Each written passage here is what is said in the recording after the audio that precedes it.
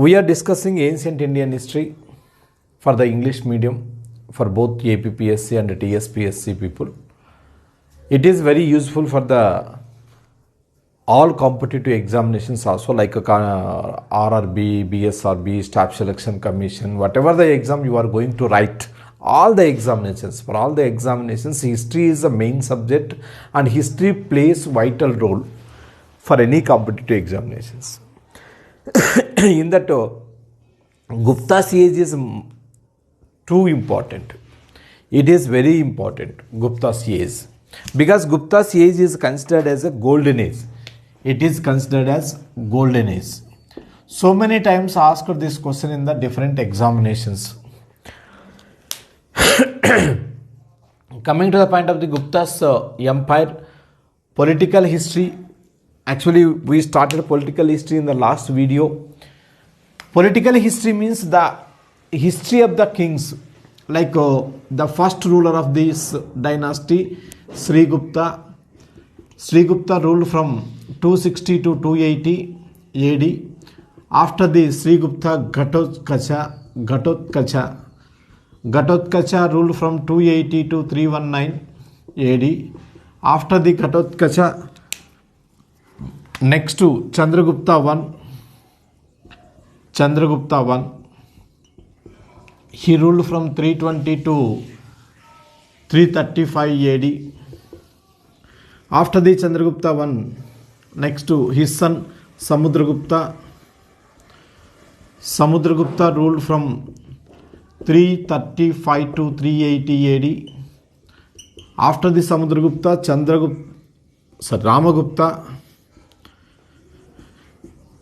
Ramagupta ruled from 380 to 385 AD. After this Ramagupta, next to Vikramaditya Chandragupta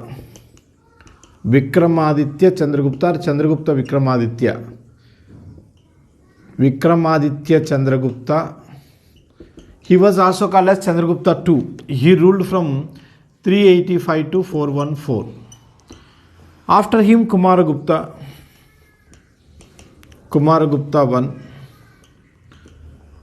I ruled from 414 to 454. In some books, they also written as 455 AD. After this, Skandagupta, he ruled from 455 to 467 AD. Up to here, the political history is important up to here. And after this Skandagupta, because of the Huns invasion and because of the financial crisis of the Guptas, slowly Gupta empire has been declined. Last Gupta ruler, last king of the Guptas, Vishnugupta. So remember, you need to remember some chronology and also some contemporary rulers of that period from here to there on the other side.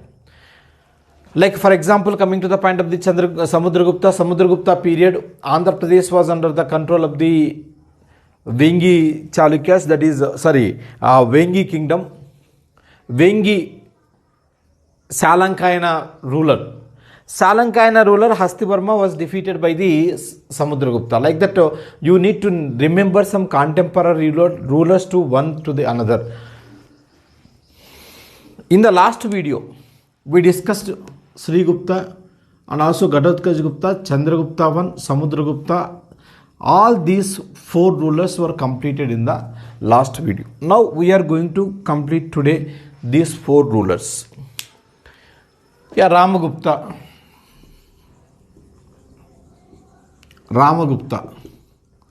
ruled from 380 to 385, very short period. But some historians, they are of opinion that Ramagupta was not ruler. Actually, he did not rule the Gupta kingdom, according to some historians. But there are some evidences to know about the Ramagupta. There are some evidences a ruler Ramagupta, a ruler like Ramagupta is there. Ramagupta, he was son of Samudragupta. Eldest son of Samudragupta. The evidences of the Ramagupta. His coins were found at Malwa.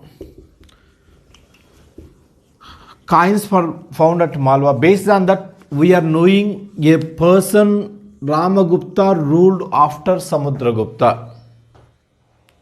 So, but historians, they did not consider Ramagupta as a ruler, but we are knowing some evidences of the Ramagupta. Ramagupta coins were found at Malwa. Based on that, Ramagupta was a ruler. And another important literary evidences are there mentioned about the Ramagupta. Like some literary evidences which are mentioned in Ramagupta. Bana's Harsacharita. Bana wrote Harsacharita. Bana, in his book Harsacharita, he mentioned about the Ramagupta. Next, Rajasekara. Rajasekara, who was very famous writer during the time of the early medieval period, and he lived in the court of Mahendrapala of the Gurjara Pratihara ruler. He wrote to Karpura Manjari, Kavya Mimamsa.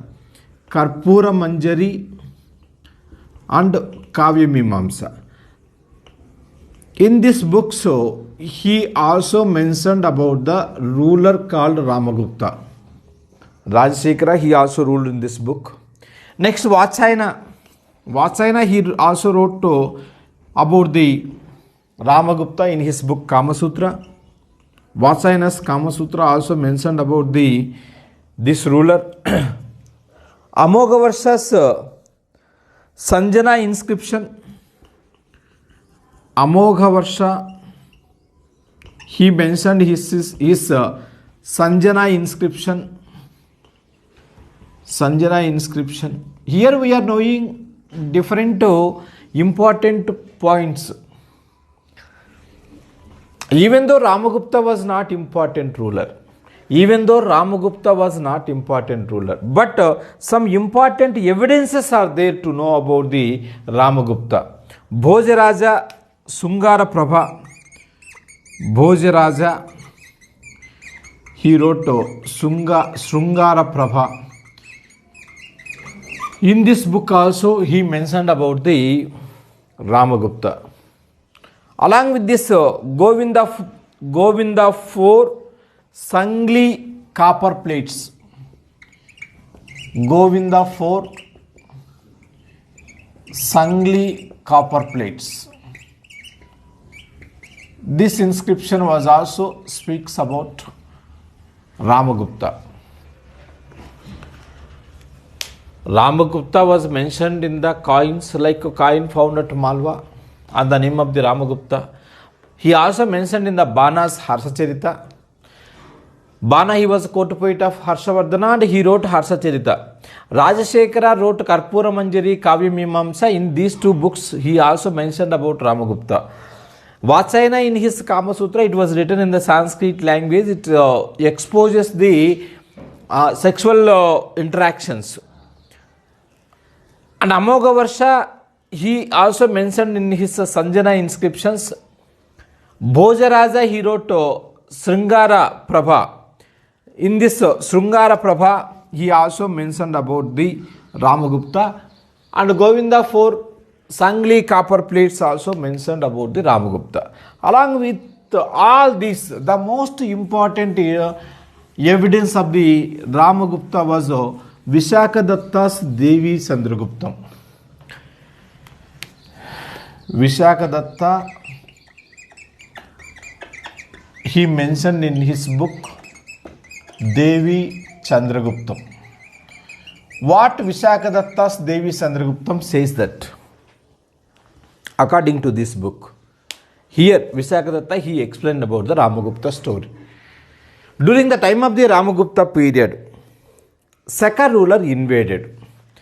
Saka, Ujjaini Saka king, Rudrasimha III, or he was also called as Basana. In some books he mentioned as a Basana. He was also called as Rudrasimha III. He invaded under Ramagupta. By this time, Ramagupta had a beautiful wife called Dhruva Devi. Dhruva Devi. Ramagupta was defeated by the Basana Rudrasimha 3. That means Ramagupta was defeated by the Saka ruler, Ujjaini Saka ruler. And Ujjaini Saka ruler, he defeated Ramagupta. He took away Ramagupta's wife Dhruva Devi. Took away from that place. రామగుప్తను ఓడించి వీడు రామగుప్త భార్య అయినటువంటి ధృవాదేవిని తీసుకొని వెళ్ళిపోయాడు. He taken away Dhruvadevi. Okay, after this in the night wherever the light down, then they used to stay at that place in the tent houses, that is in cloth houses. ఎవరైనా యుద్ధానికి వెళ్ళినప్పుడు రాత్రి అయితే టెంట్ హౌసెస్లో ఉంటారు. They use to be lived in the tent houses in the night drive. While Basana he was there in his room. Chandragupta he was brother of Ramagupta. Chandragupta went to the Rudrasimha's room, and he disguised like Dhruva Devi laga maru vesamlo itani daggiriki vellaru. He disguised like Dhruva Devi and he went to the Rudrasimha. Finally Chandragupta killed Rudrasimha or Basana. He took away Dhruva Devi and he rescued the life of Dhruva Devi. And while he was bringing Dhruva Devi to the kingdom, Ramagupta he ordered to kill both. ఇతను తీసుకొస్తున్నాడు, వీళ్ళిద్దరిని చంపేసేయమన్నాడు. Why Ramagupta wanted to kill both? Because Ramagupta did not have guts to defeat Rudrasimha, and Ramagupta he did not protected his wife even. He did not protected the kingdom, and he also did not protected even his wife also. And his wife rescued by his brother Chandragupta. So Chandragupta would become hero in the minds of the people. Ramagupta will become zero in the minds of the people. That's why this did not accepted. Ramagupta this did not accepted. So Ramagupta sent army to kill both Dhruva Devi and also Chandragupta. But army did not kill them. Army turned the side of the Chandragupta. Because Chandragupta he also has the army. Because he defeated Rudrasimha, he defeated Sekas, and also he was bringing the Sekas army. Sekas armyతో పాటు వస్తున్నాడు. That was not easy to defeat Chandragupta. People they realized. That's why they turned to the points of the Chandragupta. Finally Chandragupta killed Ramagupta, and Chandragupta came to the throne. Chandragupta came to the throne in 385 AD. So he was called as Chandragupta II.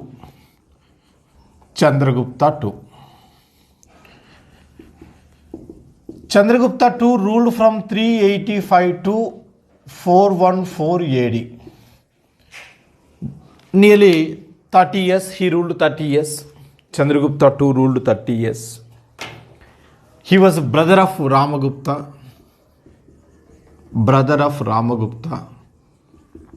And also son of Samudragupta.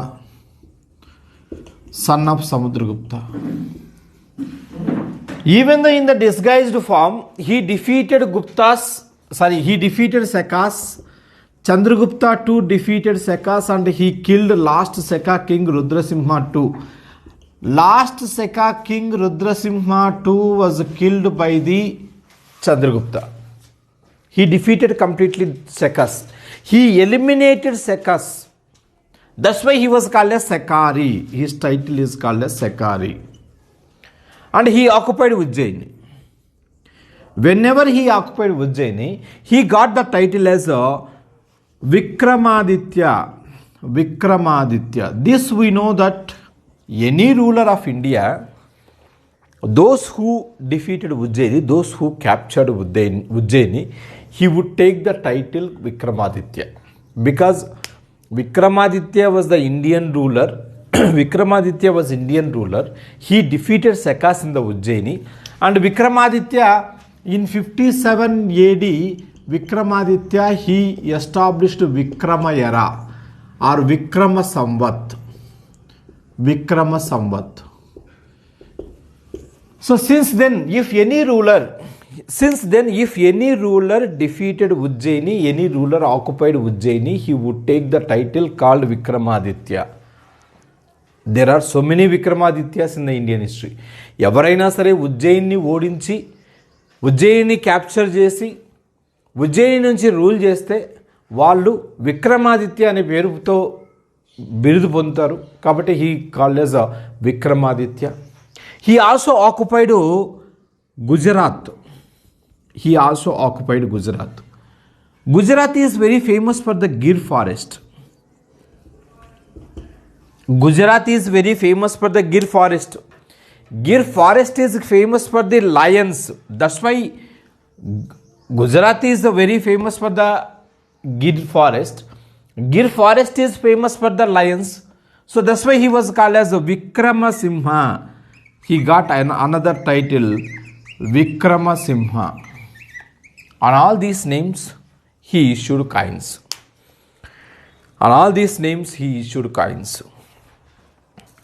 And he shifted capital whenever he occupied Ujjaini. He shifted capital from Pataliputra to Ujjaini.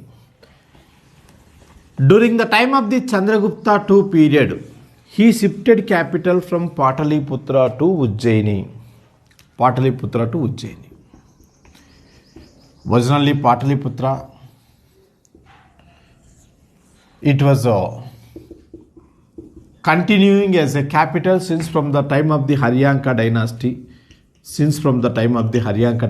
It is the capital of North Indian rulers. Nearly 400, that was 600. Nearly 1,000 years, this Pataliputra continued as a capital of the Magadha dynasty. Here, Magadha dynasty capital became Ujjaini.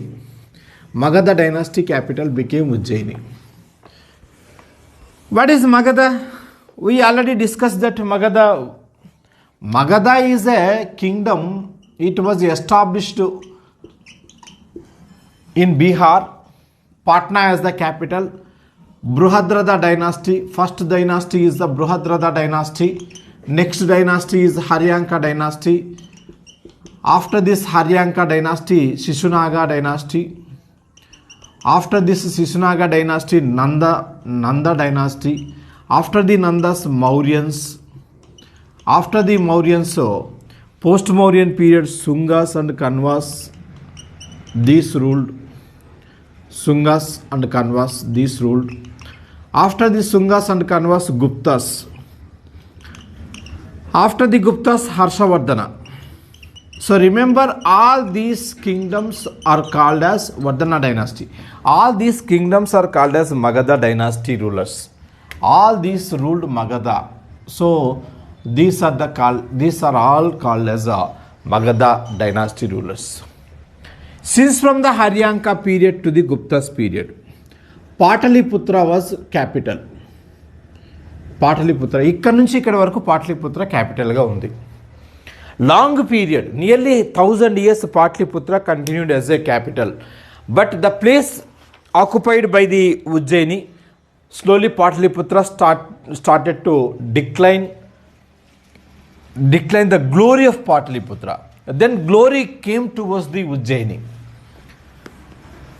And titles of the Chandragupta II's titles: Simha Vikrama,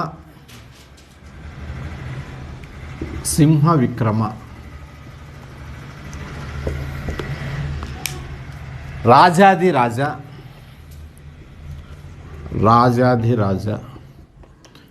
Sekari, Vikramaditya,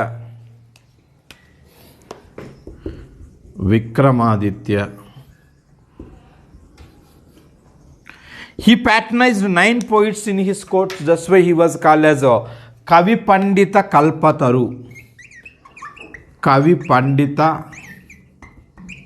Kalpataru. Because he patronized 9 scholars in his court. That's why he was called as Kavi Pandita Kalpataru. Devi Vikrama. After marrying the Dhruva Devi, he was called as Devi Vikrama. He rescued the life of Dhruva Devi and he killed Ramagupta. He married Dhruva Devi. That was Devi Chandraguptam. That was the Devi Chandraguptam. Parama Bhagavata, another title, Parama Bhagavata.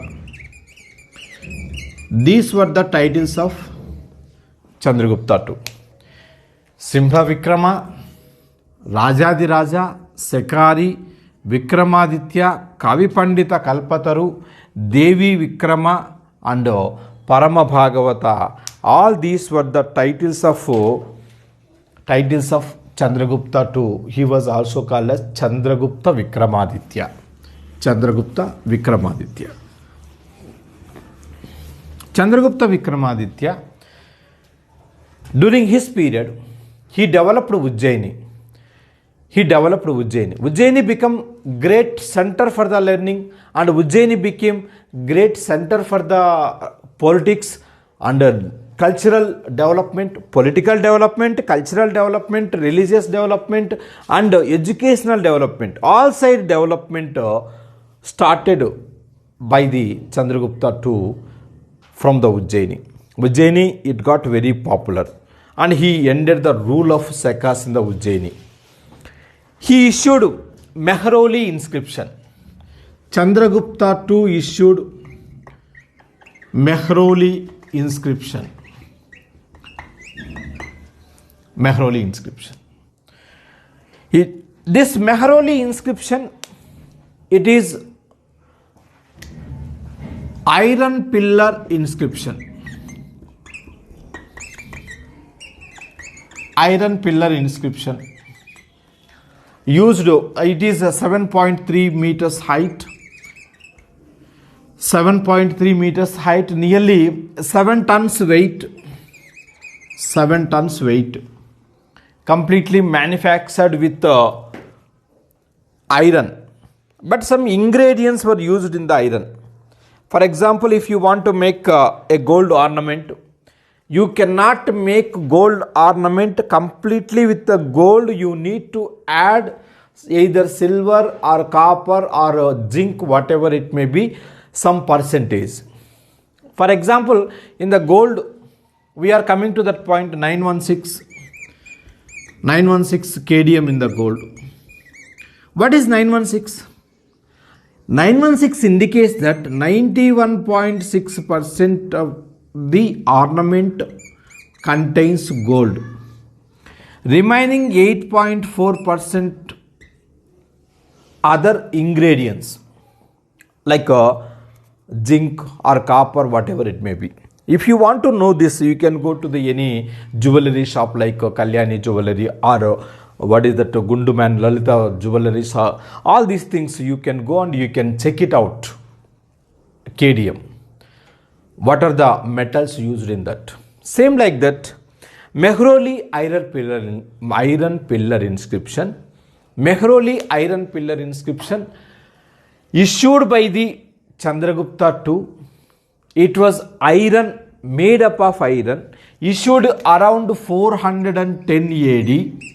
It completed 1600 years till now. It completed 1600 years till now.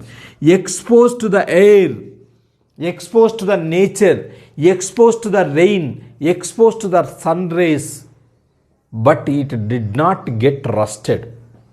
Till today, it did not get rusted.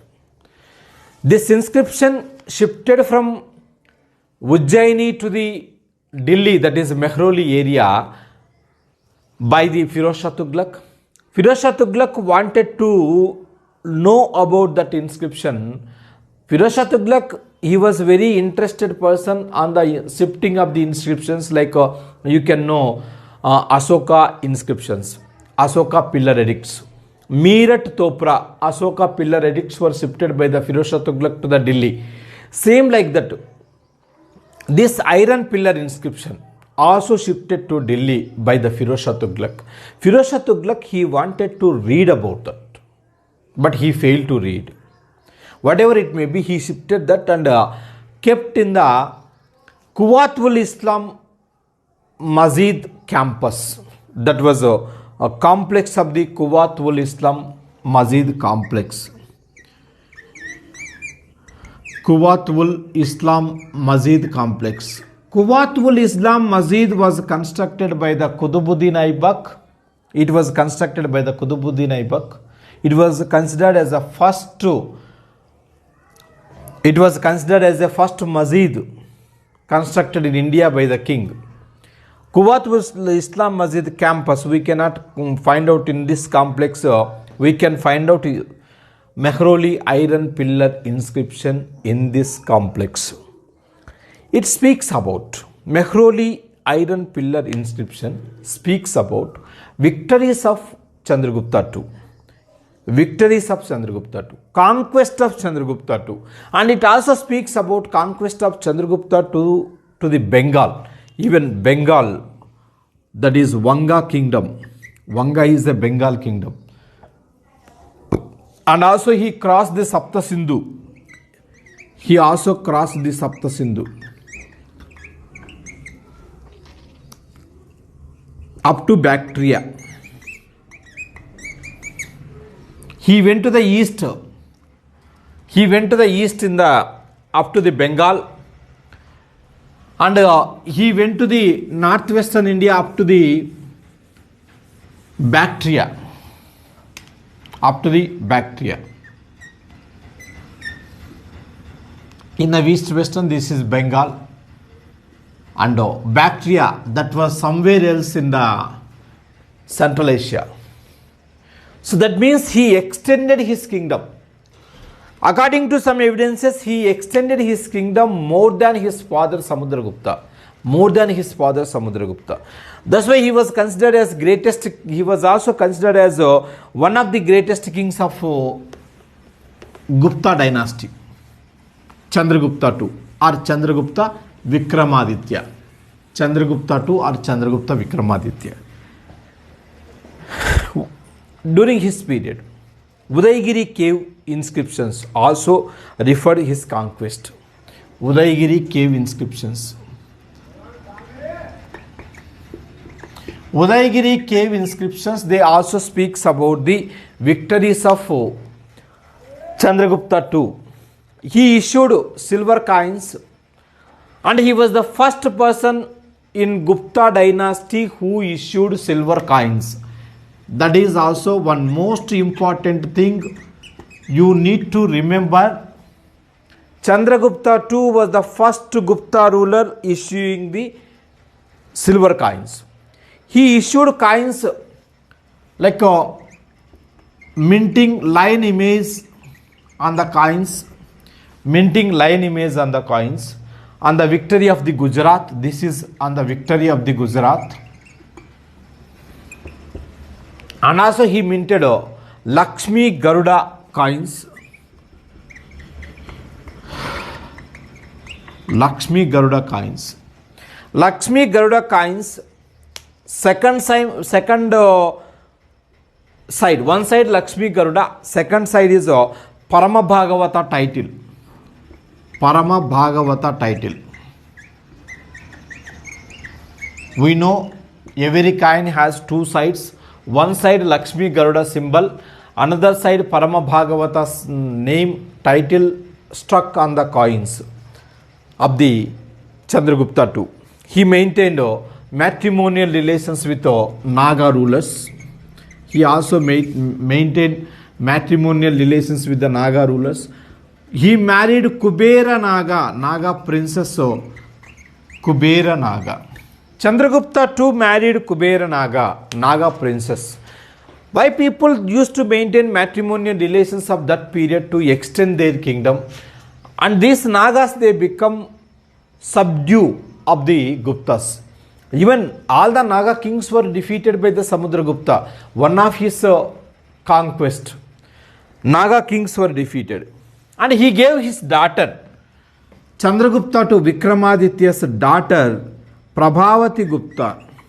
This is also important. Prabhavati Gupta, daughter of Chandragupta II, was given to the Vakataka king. Vakataka king. Vakatakas, they are ruling Vindhya region to almost to Deccan, up to the Kurnool. Even sometimes they extended their kingdom up to the Andhra Pradesh Kurnool. Vakataka kingdom. They ruled Vindhya region. Vakataka king Rudrasena II. Vakataka king Rudrasena II married Prabhavati Gupta. Prabhavati Gupta, she was originally daughter of Chandragupta II. Prabhavati Gupta, whenever she married Rudrasena II, he died early. Tondaraga chanipoyadu. He died early. After the death of the Rudrasena II, they did not have successors. That's why Prabhavati Gupta, she ruled Vakataka kingdom. Even Prabhavati Gupta, she ruled Telangana also. This Prabhavati Gupta, she issued Pune copper plate inscription. Pune copper plate. This Pune copper plate inscription speaks about Sri Gupta was founder of the Gupta dynasty. Sri Gupta was a founder of the Gupta dynasty. That we are knowing from the Pune copper plate inscriptions. So, coming to the point of the matrimonial relations of Chandragupta II. Chandragupta II, he maintained matrimonial relations with Naga kingdom and also Vakataka kingdom. During his period, he also maintained diplomatic relations with China. Chandragupta II, he maintained diplomatic relations with China. During his period, Chinese traveler Fahian visited India. Chinese ruler Fahian, he visited India, and he was there in India from 399 to 410 this years. Fahian, he is there in India. Fahian wrote Fukoki. He wrote Fukoki. That means the records of Buddhist kingdom. The records of Buddhist kingdom. The records of Buddhist kingdom. Chinese traveler Fahian visited during his period because Chandragupta II maintained diplomatic relations with the China. Chinese traveler Fahian, he came to India. Fahian was the first Chinese traveler. First Chinese traveler visited India. He was the first Chinese traveler visited India. He wrote Fukoki, that is the records of Buddhist kingdom. The records of Buddhist kingdom means India. India, he considered India as the Buddhist kingdom because Buddhism born in India. Remember regarding the Buddhism, Buddha born in Nepal, but Buddhism born in India. Buddha born in Nepal, that area is called as Kapilavastu.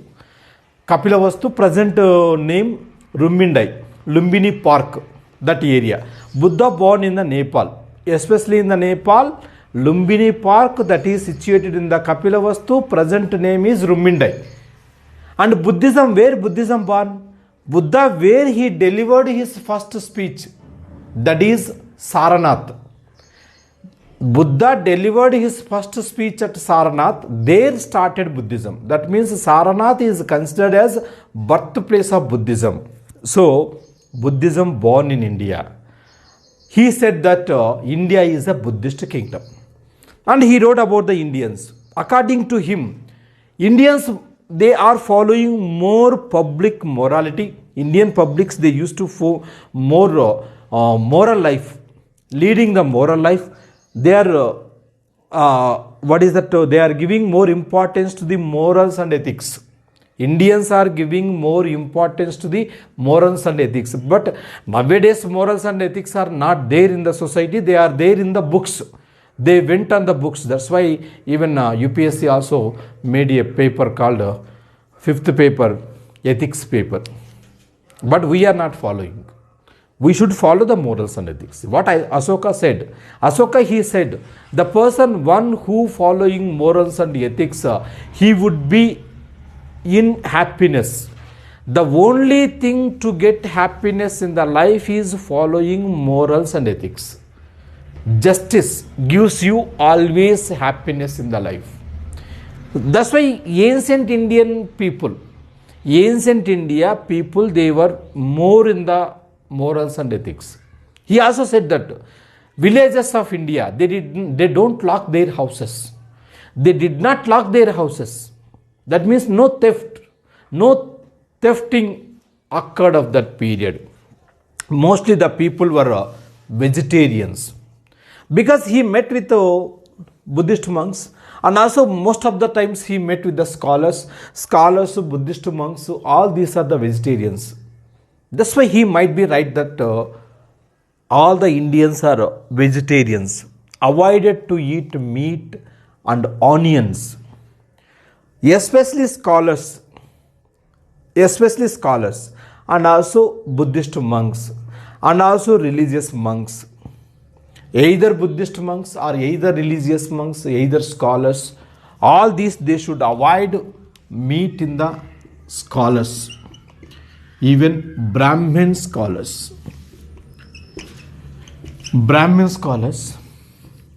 Buddhist scholars or monks or religious, any religious monks, they used to avoid meat and also meat and onion. These two are avoiding in their daily food.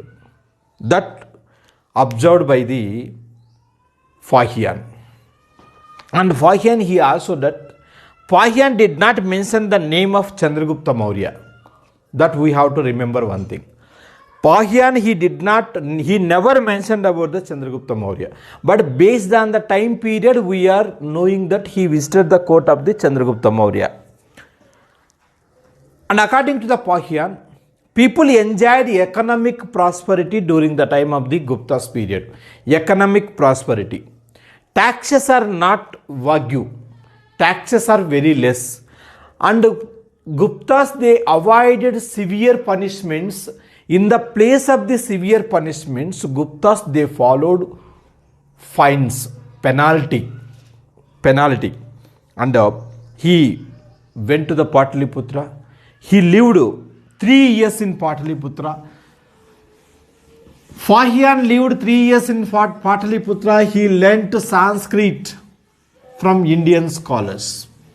So that is about the Chinese traveler Fahian, who visited India during the time of Vikramaditya Chandragupta.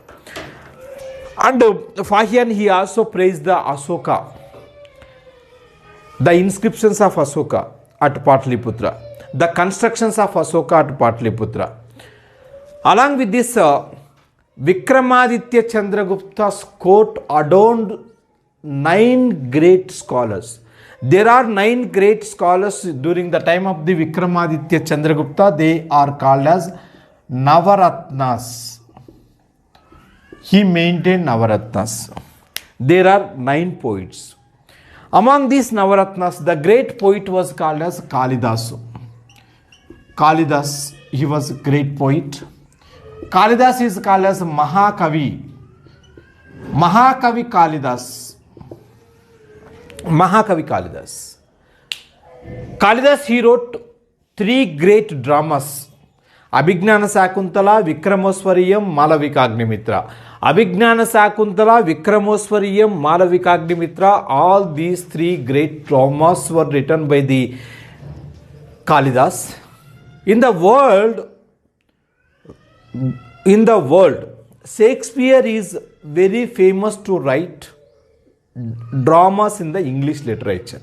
Same like that, in India, Kalidas is very famous for the writing of dramas in Sanskrit. That's why Kalidas is considered as Indian Shakespeare.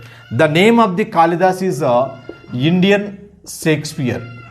Indian Shakespeare. The name of the title of Kalidas is Indian Shakespeare.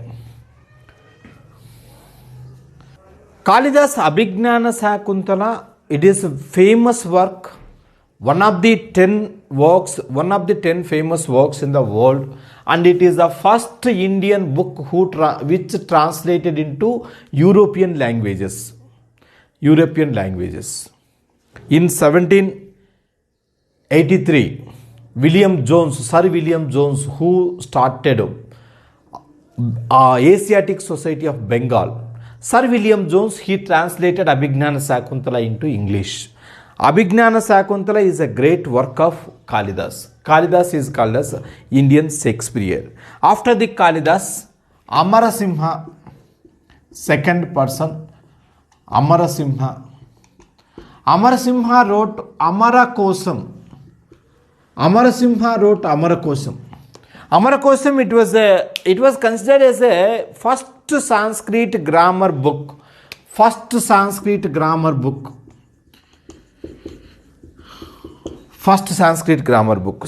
vocabulary, Sanskrit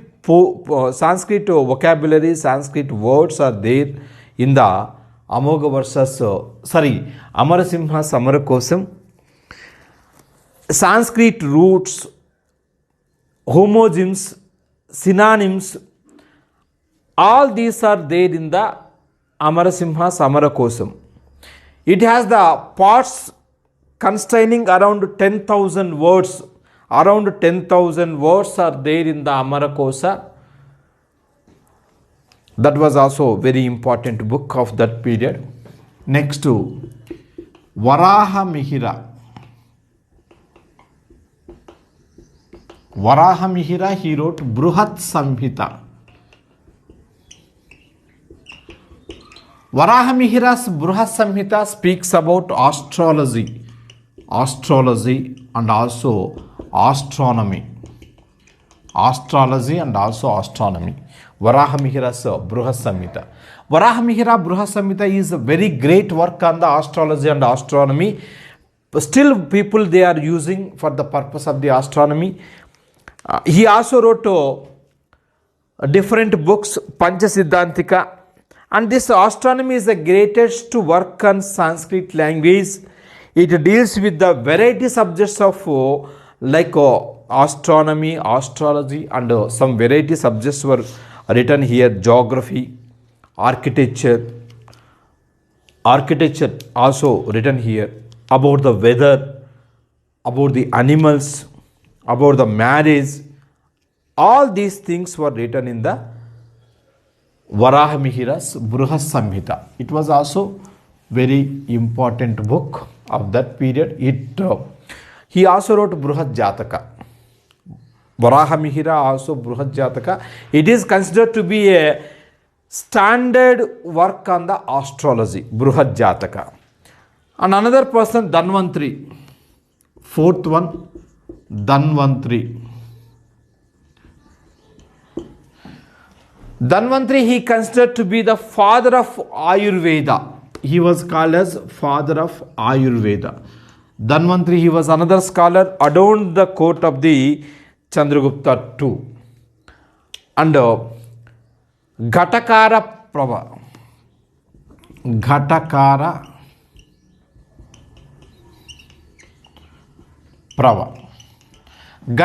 Prabha, he was an expert in the sculpture. He was expert in sculpture and architecture. Ghatakara Prabha. So after this, Sanku, another person, Sanku, who lived in the court of the Chandragupta II, another scholar, Sanku. He was an architect. He wrote Jyotisha Shastra, architect, and he wrote Jyotisha Shastra.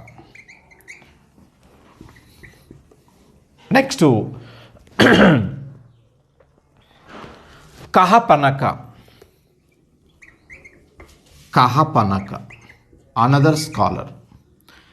Kahapanaka, He was an astrologer. He also wrote Jyotish Shastra. He was astrologer. He was also wrote Jyotish Shastra. Another person, Vararuchi. Vararuchi, he was another poet, lived in the court of the Vikramaditya Chandragupta. He wrote Prakruta Prakasha.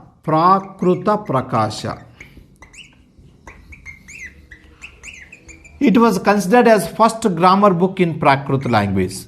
First grammar book in the Prakrit language. Next to Vetala Bhatta. Another person, Vetala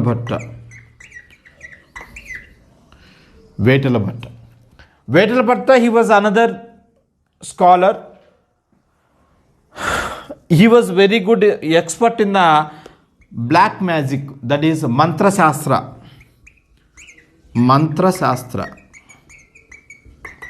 Black magic, magical spells.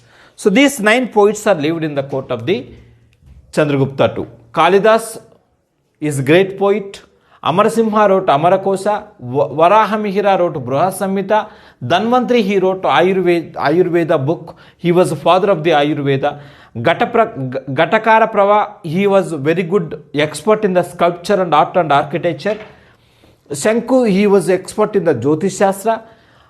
Kahapana, he was also expert in the Jyotish Shastra, that is astrology. Vararuchi, he was expert in Prakrit language. He wrote Prakruta Prakasha, that was considered as a first Prakrit grammar book. And Vetala Bhatta, he was very good in the mantras and tantras, that is especially black magic. He wrote Mantra Shastra. It's like this, 9 poets adorned the court of the Vikramaditya Chandragupta. This is about Vikramaditya Chandragupta. We covered more and more information of the Guptas up to here, and there are some other Gupta rulers like Kumara Gupta, Skanda Gupta and other later Guptas we'll discuss in the next video. Okay, good luck.